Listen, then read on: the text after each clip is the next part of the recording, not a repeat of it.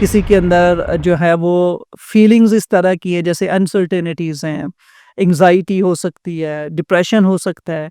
इन तमाम चीज़ों को हमने देखना होता है कि ये कैफ़ियत किस तरह से डिज़ीज़ में पाई जाती हैं। जो साइकोलॉजी है ना सर, वो कहती है कि आप मॉडरेट लेवल पे चीज़ों को लेके आएँ, एक्सट्रीम्स में मत जाएँ।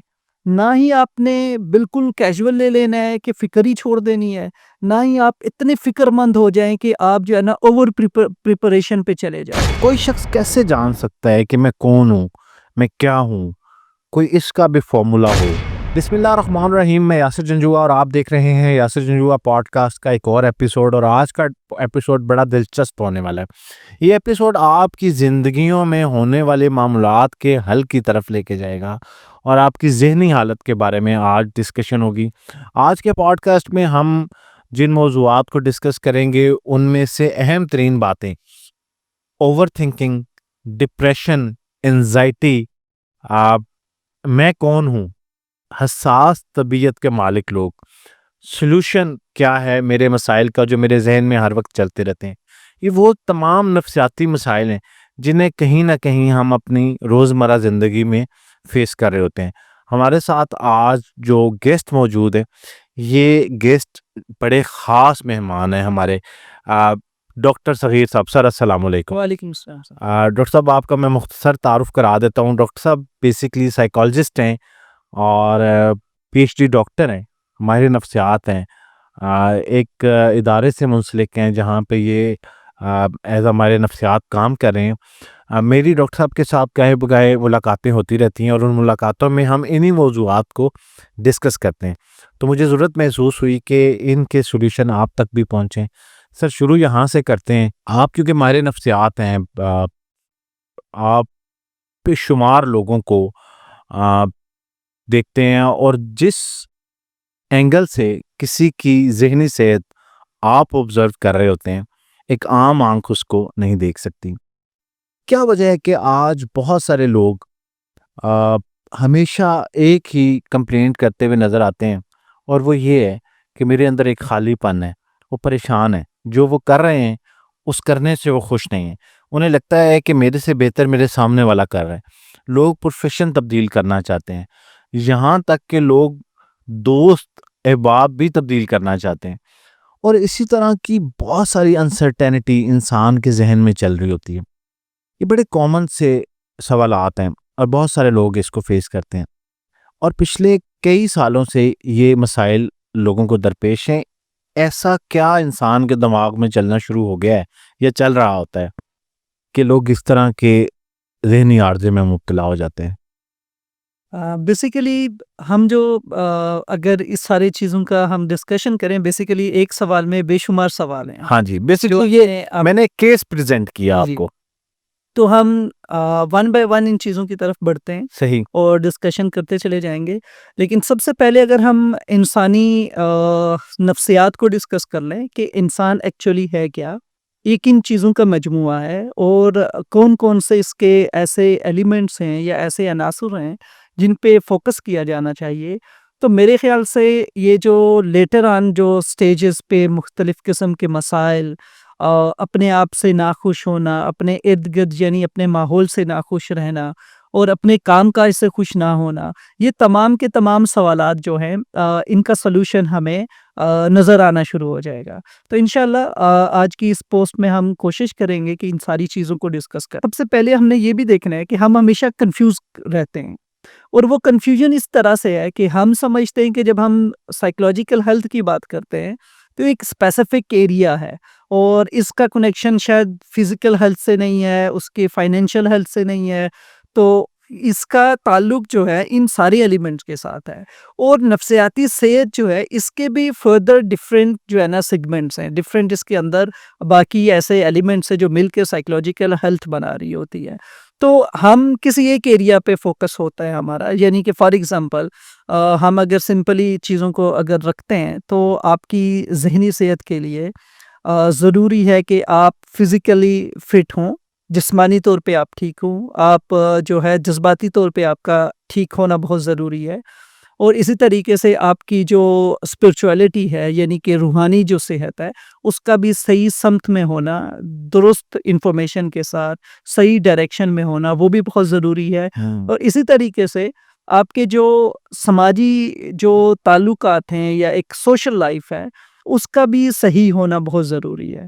अब ये सारी चीज़ें जब हम देखते हैं, जब भी किसी भी डिज़ीज़ में या कोई भी साइकोलॉजिकल जो ऑब्ज़र्वेशंस है हमारी, जब हमारे पास लोग आते हैं, तो हमारी ऑब्ज़र्वेशन इन सारी चीज़ों पे होती है। और इन्हीं ऑब्ज़र्वेशंस में से हम जो फ़ोकस कर रहे होते हैं हम डिज़ीज़ को इंसान की जो शख्सियत है, उससे अलग देख रहे होते हैं कि इंसान एक शख्सियत का मालिक है, जिसके अंदर एक शख्सियत है और फिर वो उसी शख्सियत से किस तरीके से आगे बढ़ते हुए स्लोली, ग्रेजुअली अपने इन मसाइल का शिकार होते हुए किसी बीमारी की तरफ जाना शुरू कर देता है और फिर उसकी एक तशख़ीस होती है। तो एक तो ये वाली जो डिस्कशन है, इसको देखना बहुत ज़रूरी है और सेकेंडली अगर हम किसी को डायग्नोसिस देते हैं यानी कि तशख़ीस करते हैं किसी जिस्मानी बीमारी की, चाहे वो डिप्रेशन है, एंग्ज़ायटी है या इवन रोज़मर्रा की जैसे सोचो-विचार से रिलेटेड प्रॉब्लम्स हैं या सोचो-विचार है, बहुत ओवरथिंकिंग है किसी के अंदर जो है वो फीलिंग्स इस तरह की है जैसे अनसर्टेनिटीज़ हैं, एंग्ज़ायटी हो सकती है, डिप्रेशन हो सकता है। इन तमाम चीज़ों को हमने देखना होता है कि ये कैफ़ियत किस तरह से डिज़ीज़ में पाई जाती हैं और यही कैफ़ियत किस तरह से एक नॉर्मल इंसान में जो अपनी ज़िंदगी की रोज़मर्रा की जो मामूलात हैं, उसमें है, उसको इन चीज़ों से कैसे सामना करना पड़ रहा है। अब दोनों चीज़ों का सॉल्यूशन है, डिज़ीज़ का भी सॉल्यूशन है और इन जो ओवरथिंकिंग है या इमोशनल इश्यूज़ हैं या डे टू डे जो इंटरेक्शंस हैं जिसमें आपके दोस्त या आपकी अपनी ज़िंदगी या आपका अपना काम-काज है, उनसे मुतल्लिक़ अगर आपको खुशी नहीं है, तो उससे मुतल्लिक़ भी इसके सॉल्यूशंस हैं। तो दोनों चीज़ों को सबसे पहले जो है ना हमने सामने रखना होता है कि अगर डिज़ीज़ है तो उसका भी सॉल्यूशन है। अगर सिर्फ़ आपके लिए डेली बेसिस पे चैलेंजिंग है कि आप इन चीज़ों के बारे में जानना चाहते हैं, एक सेल्फ अवेयरनेस की तरफ आपका फ़ोकस है कि मैं जानूँ कि मैं ओवरथिंकिंग क्यों कर रहा हूँ? मैं ये जानूँ कि मेरे इमोशंस या मेरी फीलिंग्स इस तरह से क्यों कि मैं इनसिक्योर फ़ील कर रहा हूँ। मुझे जो हिफ़ाज़त या तहफ़्फ़ुज़ या सिक्योरिटी का जो एहसास है, वो नहीं है मेरे अंदर। और या मैं क्यों ऐसा फ़ील करता हूँ कि मेरे जो इर्द-गिर्द मौजूद लोग हैं, वो मुझसे या तो बहुत बेहतर हैं, मैं उन जैसा बनना चाहता हूँ, उन जैसा होना चाहता हूँ या मैं उनसे अपनी दिल की अगर बात करना चाहता हूँ, तो वहाँ पे मैं खुश नहीं हूँ। तो ये सारी की सारी चीज़ें जो है ना, आपने कैसे आप इनके बारे में खुद को आगाही फ़राहम कर सकते हैं। तो फर्स्ट स्टेज जो है वो हमेशा आइडेंटिफिकेशन होता है कि जब आप समझते हो कि मेरे अंदर कोई प्रॉब्लम है जिससे मैं खुश नहीं हूँ यानी कि मैं उस चीज़ के साथ सुकून में नहीं हूँ। तो ये जो फर्स्ट जो साइन होता है ना इसे हम इमोशनल स्टेट कहते हैं कि हमेशा आपकी एक इमोशनल स्टेट जैसे कि अगर आप जिस्मानी तौर पे बीमार हैं तो आपको पेन होगा, तकलीफ़ होगी, सर दर्द हो सकता है, जिस्म अगर बाजू में कोई तकलीफ़ है तो बाजू दुखेगी। तो वो जो तकलीफ़ या दर्द है ना वो आपको मोटिवेट करता है टुवर्ड्स फिज़िशियन, ट्रीटमेंट, इलाज या उसको देखा जाए उसकी तरफ तवज्जो आपकी उस तरफ जाती है। लेकिन जो साइकोलॉजिकल हेल्थ है इसमें पेन आपका इमोशनल होता है, इमोशनैलिटी है। एक ऐसा डिस्कम्फर्ट हो सकती है, डिस्ट्रेस हो सकती है जिसे आप आम अज़ियत का भी नाम दे सकते हैं या आप अपनी अगर और इसे लोअर लेवल पे लेके आएँ, हम अज़ियत का नाम ना दें, तो आपको बेआरामी है। आप आराम नहीं महसूस कर रहे और आप अपनी रूटीन से नाखुश हैं। ये सबसे जो है ना स्लाइट वर्ड्स हम यूज़ कर रहे हैं हाँ, और आप बिल्कुल ऐसे ही जैसे कोई शख्स रात भर की नींद लेने के बावजूद सुबह जब उठता है, तो उससे थकावट का एहसास ख़त्म नहीं होता। शायद वो उसे लगता है कि मैं रात भर जागता रहा हूँ, बावजूद इसके कि वो रात भर तो उसने नींद ले ली है। तो मेरे ख़्याल से ऐसे तमाम लोग जो कभी ये इस तरह की फीलिंग्स से गुज़रते हों, तो वो इससे आगे ज़रा गौर से सुनें कि ये कौन-सा ज़हनी आर्ज़ा है जो उनको इस कशमकश में रखता है। तो बेसिकली इमोशंस जो है ना वो आपका फर्स्ट एक मार्कर है। आप बस अपनी जज्बाती सेहत के बारे में अगर जानना चाहते हैं, आगाही हासिल करना चाहते हैं कि मैं सही हूँ, अपने मामले में, अपने मामूलात में, अपनी ज़िंदगी में सही तरफ मेरी डायरेक्शन सही समत है या वो ख़राब है। तो उसके लिए सिंपल जो फर्स्ट जो चीज़ है आपने जो देखनी है वो आपके इमोशंस हैं। अगर आपके इमोशंस आपके लिए तकलीफ़ दें, आप उनके साथ रिलैक्स फ़ील नहीं कर रहे हो और आप स्ट्रगल कर रहे हो, तो इसका मतलब है कि आपने उस एरिया से रिलेटेड अब आपने अपनी तवज्जो मरकूज़ करनी है। इसके लिए आप किसी अच्छे दोस्त के पास भी जा सकते हैं कि वहाँ पे अपना शेयरिंग कर सकते हैं, डिस्कस कर सकते हैं। अगर आप लोगों को ट्रस्ट नहीं करते क्योंकि हम मुख्तलिफ मज़ाज के मालिक हैं, हर इंसान एक जैसा नहीं है, तो सॉल्यूशन भी हम डिफरेंट, इसीलिए मैं डिफरेंट अल्टरनेटिव डिस्कस कर रहा हूँ ताकि हर कोई अपने लिहाज से एक सॉल्यूशन ले सके और उस पे काम कर सके। तो इसी तरीके से एक और अल्टरनेटिव है कि आप अपने बारे में लिख सकते हैं। कई दफ़ा ये होता है कि हमारी जो सोच जब हमारे अल्फाज में आती है और हम उसे तहरीर कर सकते हैं और तहरीर कर चुके होते हैं, तो वो सोच जो उलझन होती है समटाइम्स उसका रिफ्लेक्शन बड़ा अच्छा हो जाता है। हम उसको देख सकते हैं और वो जो चीज़ जो कि एब्स्ट्रैक्ट थी, यानी कि आप उसकी जो है ना उसे टच नहीं कर सकते, देख नहीं सकते, वो आपके सामने रिटन फॉर्म में मौजूद है, जिसे आप टच भी कर सकते हैं, देख भी सकते हैं। तो लिखना अपने बारे में, अपनी जज़्बाती कैफ़ियत के बारे में, अपने मसले के बारे में जिससे आप नाखुश हैं, तो वो आपको अल्टीमेट एक आइडेंटिफ़िकेशन दे रहा है। सॉल्यूशन अगर नहीं भी दे रहा, तो आपको आगाही दे रहा है कि आपका ये प्रॉब्लम है, इस पे सोचना है। सेकंड, कुछ लोग जो हैं, वो ज़्यादा दलेर होते हैं, ज़्यादा बहादुर। अच्छा, यहाँ पे मुझे एक चीज़ क्लियर करते जाएँ। महज़ लिखने से किसी शख्स को कैसे पता चल जाएगा कि मैं किस मसले का शिकार हूँ? देखिए, मतलब अगर एक शख्स जो है वो बैठता है और वो कलम कागज़ लेके उसने तहरीर कर दिया, तो ये तो उसका प्रॉब्लम है जो उसने लिखा। उस प्रॉब्लम को लिखने से उसमें से सॉल्यूशन कैसे ड्राइव होगा? इसका सर ये फर्स्ट स्टेप है आइडेंटिफिकेशन। जब आप अपने मसले के बारे में लिखते हैं, तो वो मसला जो आपकी सोचों में उलझन का शिकार है। देखें, किसी चीज़ के ऊपर उलझ के रहना यानी कि ओवरथिंकिंग करना, वो खुद से एक किस्म की डिस्ट्रेस है। यानी कि आप उस सोच की वजह से परेशान हैं, जो सोच आप बार-बार सोचे जा रहे हैं।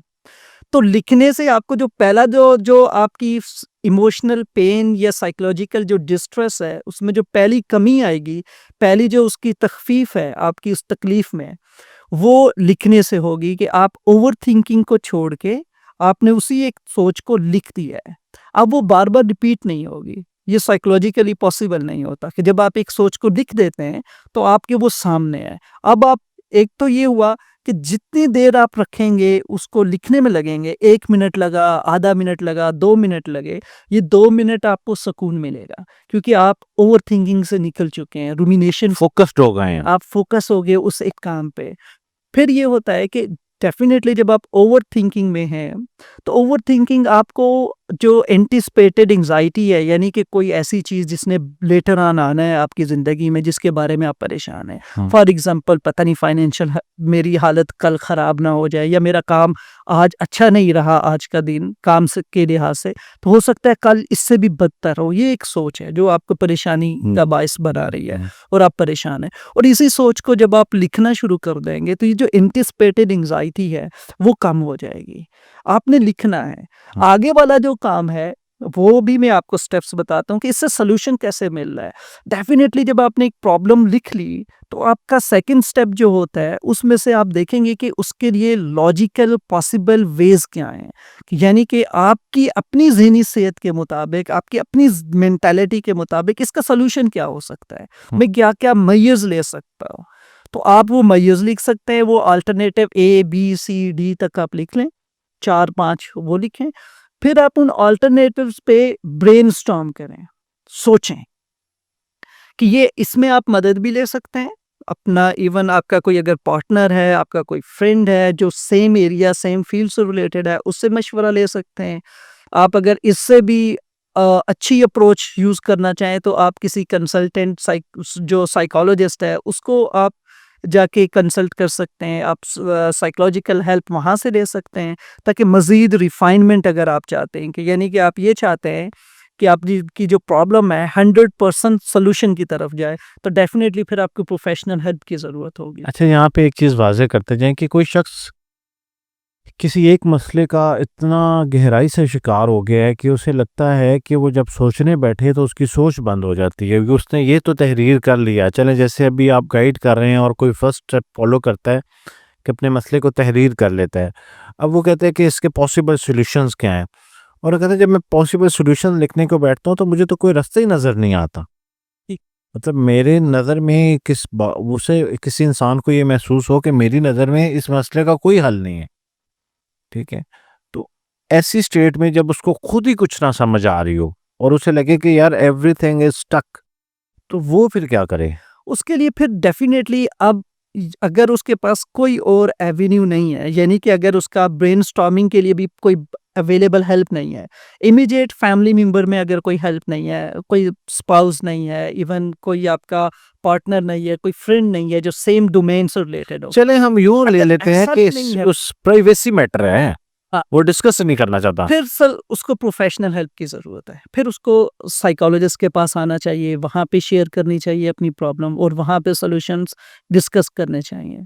फिर जाके उन्हें, क्योंकि अब उससे जो है ना एक काउंसलिंग की ज़रूरत है इस लेवल पे, क्योंकि वो स्टक हो चुके हैं, उनसे नहीं लिखा जा रहा, या वो अपनी प्रॉब्लम आइडेंटिफ़ाई तो कर चुके हैं, लेकिन उसके सॉल्यूशंस उनके पास नहीं। अच्छा, कोई शख्स अगर इसी तरह का कोई गुमान अपने ज़हन में पालता रहे, जिसको हम मनफ़ी सोच का नाम दे सकते हैं, ओवरथिंकिंग का नाम दे सकते हैं, और वो इसी के साथ चलता रहे, तो आपको क्या लगता है कि ये कितनी खतरनाक हो सकती है किसी इंसान के लिए, कि वो किस हद तक जा सकता है फिर? सर, ये यूँ समझ लें कि एक ज़हनी तौर पे आपको ये एक ऐसी कैफ़ियत होती है, ज़हनी कैफ़ियत, जिसमें आपको लग रहा है कि आप एक्टिवली सोच रहे हो, अपने मसले को हल करने के पीछे पड़े हुए हो, हाथ धो के। हुँ। लेकिन दर हकीकत आप अपने मसले से बहुत दूर जा रहे होते हैं, उसका सॉल्यूशन नहीं कर रहे। आप प्रॉब्लम सॉल्विंग की तरफ नहीं जा रहे, लेकिन आप सोचे जा रहे हैं, सोचे जा रहे हैं। यूँ समझ लें कि आप एक ऐसी साइकिल पे हो, जैसे या ट्रेडमिल पे भाग रहे हो, आपको लग तो रहा है कि आप बहुत भाग रहे हो, लेकिन आप कहीं नहीं जा रहे, आप उसी जगह पे रुके हुए हो, अपने उसी जगह पे।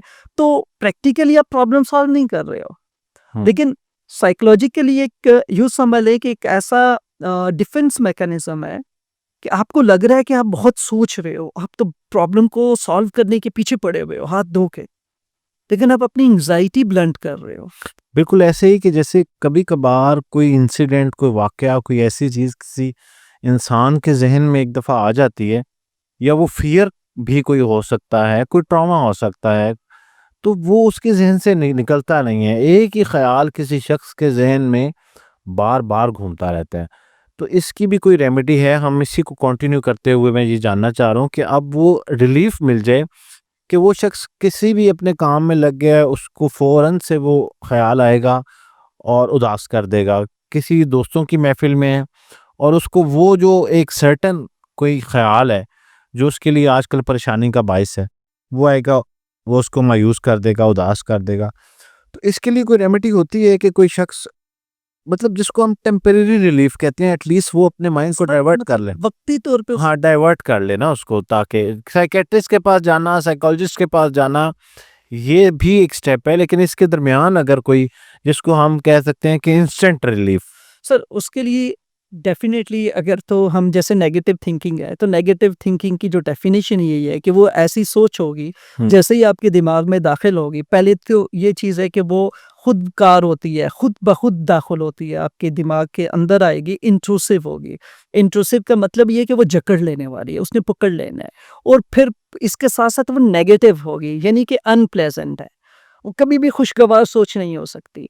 तो ऐसी कोई भी सोच जो नाखुशगवार हो और आपको जकड़ ले और आपके सर पे सवार हो जाए, हुँ। वो नेगेटिव थिंकिंग है।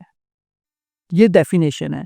तो इसकी आइडेंटिफ़िकेशन होगी कि मैं अभी इस वक़्त एक मनफ़ी सोच का शिकार हूँ। जब आप ये जान लेते हैं, हुँ। तो फिर इसके बाद वाला जो स्टेप है अपने आप को उस थॉट से डिस्कनेक्ट करने के लिए, कि अलग करने के लिए, वो उसके बिल्कुल अपोज़िट पॉज़िटिव सेल्फ स्टेटमेंट जिसे कहते हैं। हुँ। यानी कि आपने अपने आप को सेम उसी से मिलती-जुलती लेकिन पॉज़िटिव सेल्फ स्टेटमेंट देनी है। जैसे फॉर एग्ज़ाम्पल, कि मुझे ये लगता है कि अगर फॉर एग्ज़ाम्पल किसी को परफ़ॉर्मेंस एंग्ज़ायटी है, तो जैसे कि जब हम रिकॉर्डिंग पे बैठे हुए हैं, तो यही वो बातें हैं जो हम शायद किसी और जगह पे, किसी और सिचुएशन में निजी महफिल में हम बैठे हैं तो हाँ। बड़े कंफर्टेबली हम कर सकते हैं। लेकिन जैसे इसका एक फॉर्मल प्रोटोकॉल बना, तो वो आपके ऊपर एक एंग्जायटी या एक स्ट्रेस का बायस बन गया। हाँ जी। अब ये स्ट्रेस बहुत ज़रूरी है ऑप्टिमल लेवल पे हमारे इस एक्टिविटी को 100% कैरी आउट करने के लिए ज़रूरी है वो स्ट्रेस। लेकिन ये स्ट्रेस अगर ऑप्टिमल लेवल से इंक्रीज़ कर जाएगी, तो ये हमारी फंक्शनिंग को डिस्टर्ब करेगी और हम आज का ये काम नहीं कर सकेंगे। ठीक है। और उसके बाद हमारी वो नेगेटिव थिंकिंग, रुमिनेशन, वो प्रॉब्लम आना शुरू हो जाएगी। अब यहाँ पे ये है कि अगर आपको ये लगती है एक मनफी सोच ये महसूस हो रही है, मैं नहीं कर सकूँगा वह, ये बहुत मुश्किल है, मुझसे नहीं होगा, तो आपने खुद को इसके अपोजिट पॉजिटिव सेल्फ स्टेटमेंट देना है। ये नहीं कि मैं कर सकता हूँ और मैं कर रहा हूँ। तो ये वो एक सोच होगी जो उस वक्त आपको मोटिवेशन दे सकती है।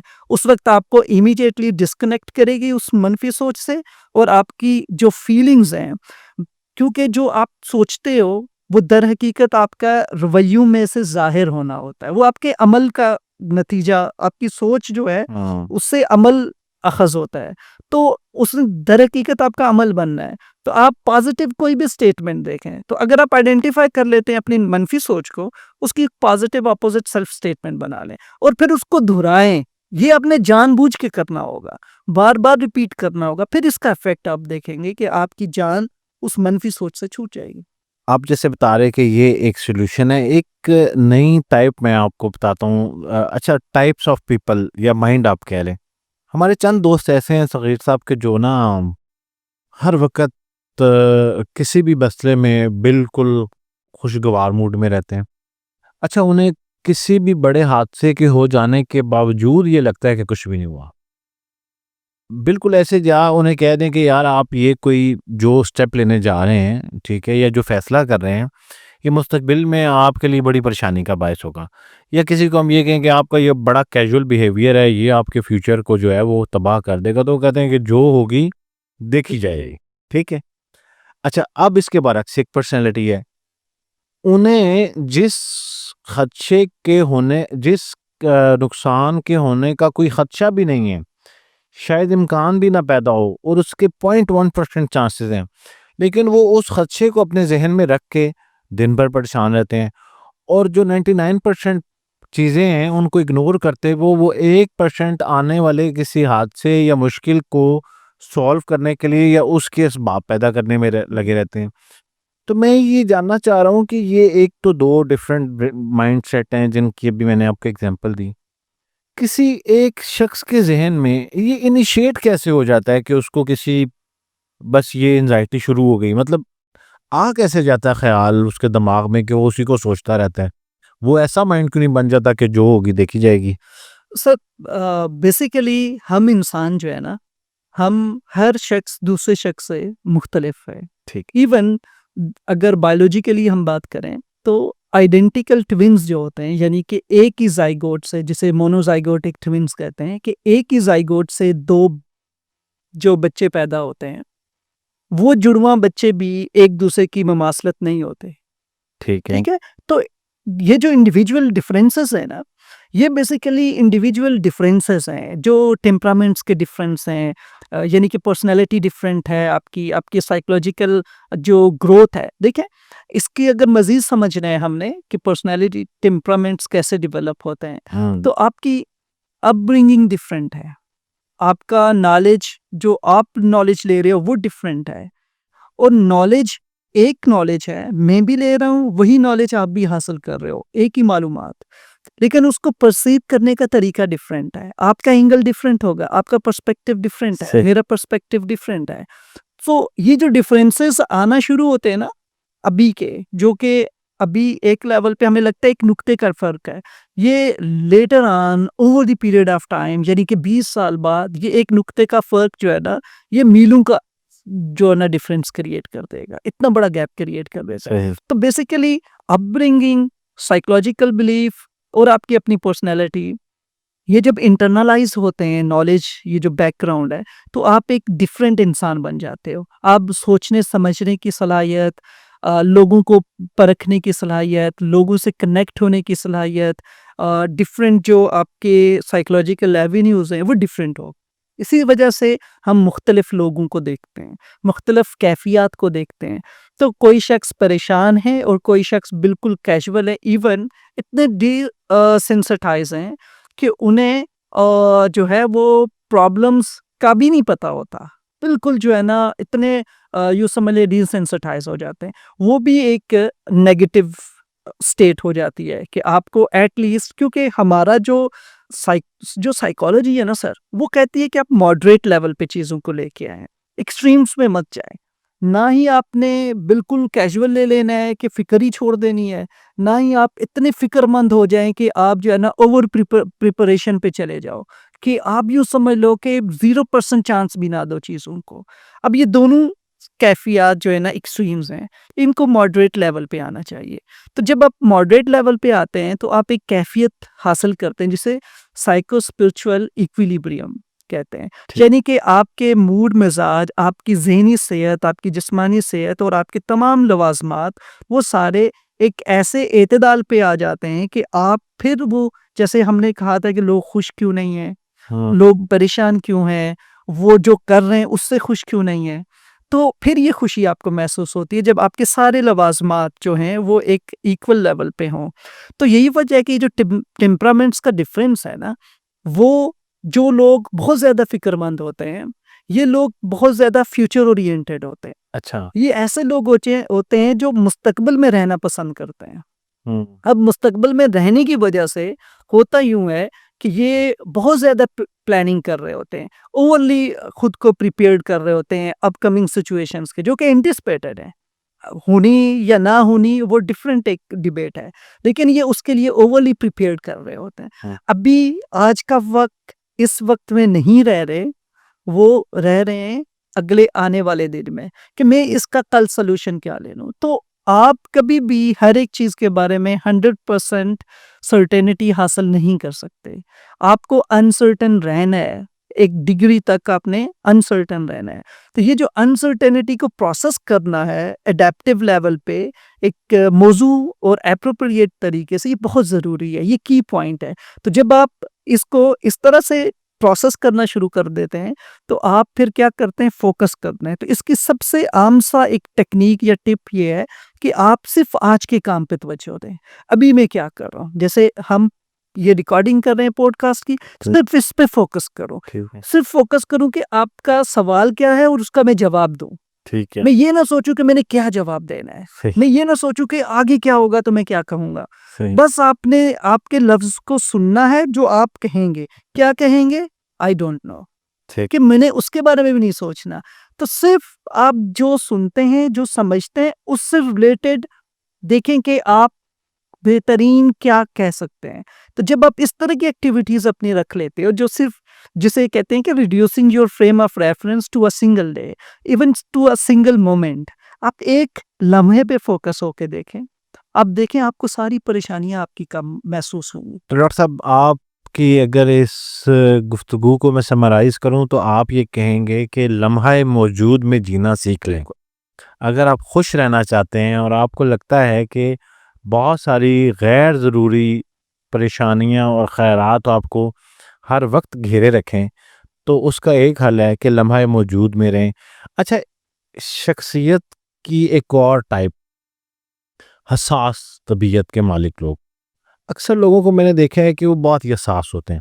अच्छा, हमारे दोस्तों में से भी चंद दोस्त हैं, हम किसी महफिल में दोस्तों में अक्सर हंसी मजाक चल रहा होता है, तो उन्हें ये महसूस होता है कि ये जो भी जुमला कसा गया है या जनरल बात की गई है या कोई लतीफ़ा सुनाया गया है, ये मेरे लिए कहा गया है और इसमें मेरे लिए कोई पैगाम है।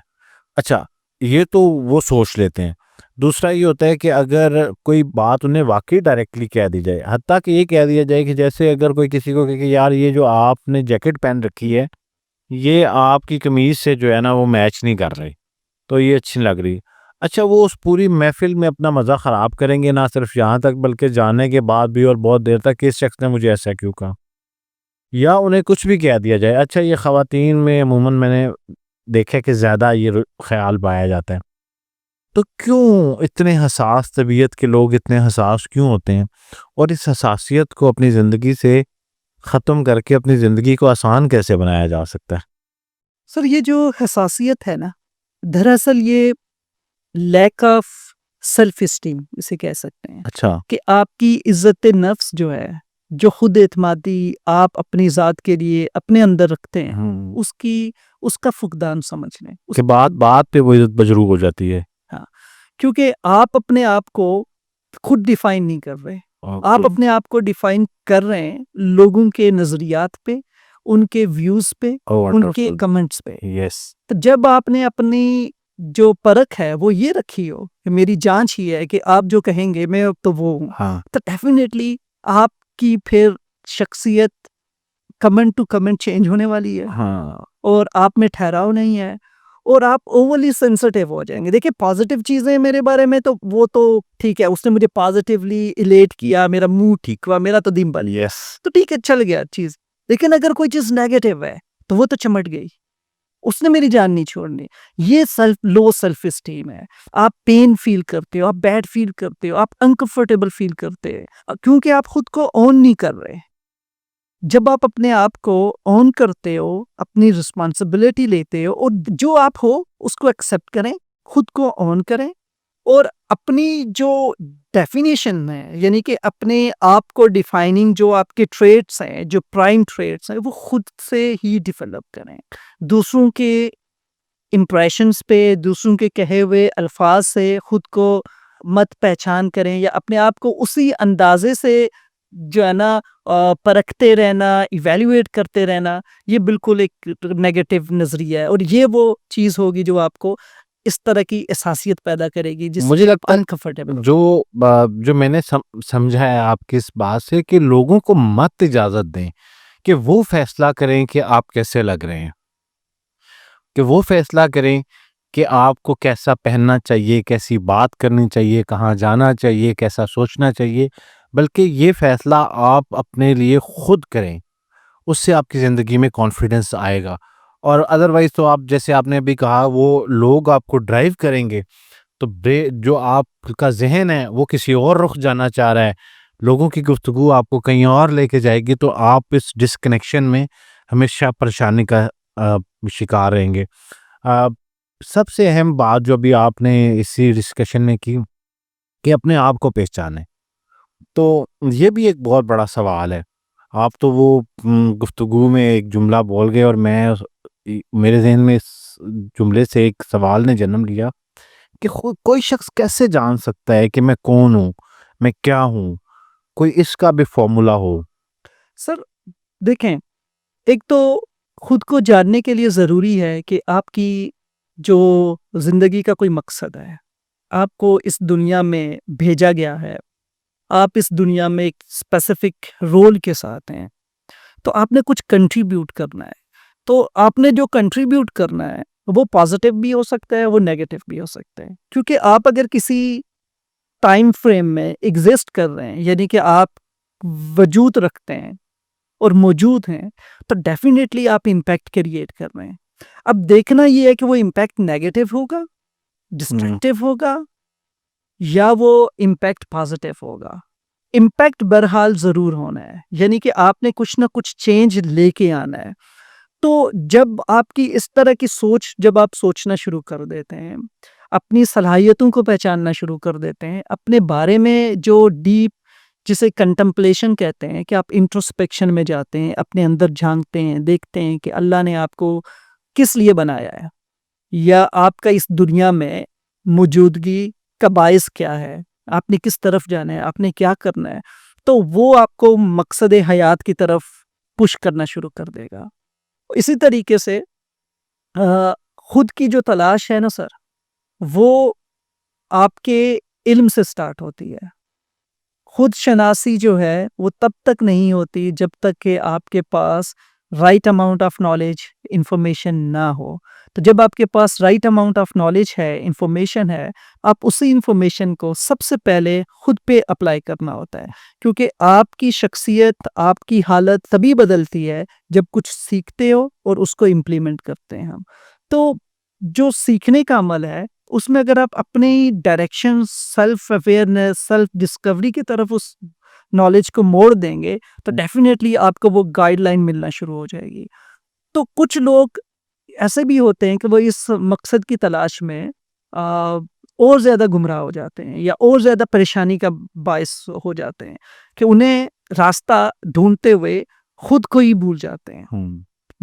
यूँ समझ लें कि बिखर जाते हैं। सही। तो इसमें फिर ये है कि फर्दर डिस्कशंस हैं कि हमें देखना पड़ेगा कि हम नॉलेज क्या ले रहे हैं, हम किसी एक डोमेन पे क्यों बहुत ज़्यादा फोकस्ड हो गए। अच्छा, सबसे अहम बात ये भी हो सकती है कि हमारे सोर्सेज क्या है नॉलेज। नॉलेज शायद जिस चीज़ को हम नॉलेज का नाम दे रहे हैं वो ही परेशानी की असल वजह हो। तो बाज़ औक़ात अच्छा, ये जो दोस्त हैं इनका इंतखाब कैसे करें? अब इससे से कनेक्ट कर लें सवाल को कि ऐसे कैसे पता चले कि किस दोस्त की जो गुफ्तगू है वो वाक़ई मेरे लिए फ़ायदेमंद है, पॉजिटिव है, और कौन से ऐसे लोग हैं जिनसे मुझे नहीं डिस्कस करना चाहिए। कि कोई शख्स जब किसी परेशानी की हालत में होता है तो उसे कोई सहारा चाहिए होता है कैथारसिस के लिए, तो वो बाज़ औक़ात इर्रेलेवेंट बंदे से जो है ना वो अपनी सारी गुफ्तगू कर लेता है नाजुक लम्हात में, और बाद में जाके वो उसको शायद उसके लिए वो ताने का बायस बन जाता है, या कोई दोस्त उसको जज कर लेता है। तो ऐसी सूरत हाल में जब आप बहुत बेबसी का शिकार हो जाएं, आपको लगे कि अब मुझे कोई चाहिए जिससे मैं डिस्कस करूं, तो वो क्या करे फिर? सर, इसमें जैसे कि 2 सवाल हैं जो मैं समझाऊँ। पहली चीज़ ये कि दोस्त कैसे होने चाहिए, हाँ, उनका इंतखाब कैसे होना चाहिए। और और दूसरा ये कि अगर आपने कैथारसिस करना है, किसी के साथ शेयर करना है, तो अपनी उसका दिल की इंतखाब बात क्या? कहनी हाँ, है, तो वो ऐसी जगह पे कहनी चाहिए जहाँ पे उसको सुना जाए, ना कि वो आपके लिए एक और तकलीफ़ का बायस हो। हाँ जी। तो सबसे पहले जो जो ज़रूरी चीज़ है वो ये है कि दोस्त जो है ना, अगर हम दोस्त का लफ्ज़ इस्तेमाल कर रहे हैं, ये बड़ा मिसलीडिंग वर्ड है कि हम हर एक को दोस्त कहते हैं। हाँ, हर आशना को दोस्त आप नहीं कह सकते, ठीक है। क्योंकि आपने दोस्त की कैटेगरी डिफरेंट है, कोई पहचान डिफरेंट है। इसी तरीके से अगर आप किसी के साथ कोई एक इंटरेक्शन हुआ है तो वो आपका दोस्त नहीं हुआ।